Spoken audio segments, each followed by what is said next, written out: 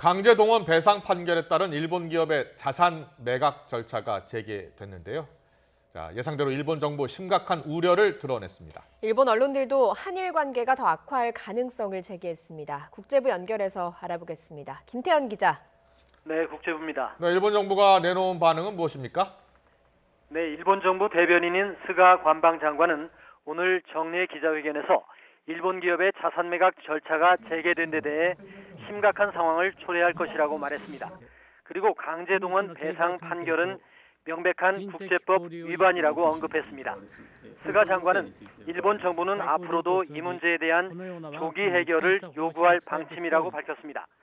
앞으로 어떤 조치를 취할 것인지를 묻는 질문에는 일본 기업의 정당한 경제 활동을 보호한다는 관점에서 여러 가지 선택지를 검토할 것이라고 말했습니다. 이런 입장은 어제 모테기 외무상이 강경화 외교부 장관과의 전화회담에서 밝힌 내용과 비슷한 맥락으로 풀이됩니다. 모테기 외무상은 일본 기업 자산의 현금화는 심각한 상황을 초래하기 때문에 피해야 한다는 입장을 밝혔습니다.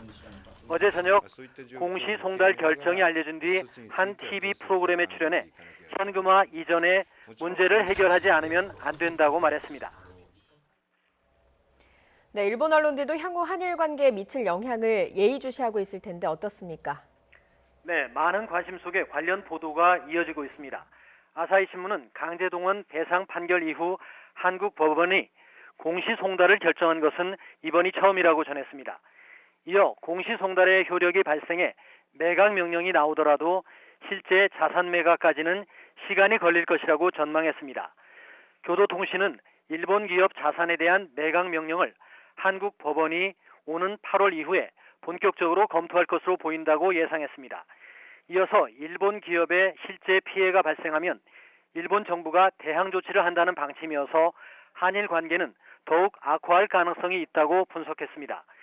이에 앞서 산케이 신문은 일본 정부가 한국산 제품의 관세 인상 등의 대응을 검토하고 있다고 보도했습니다.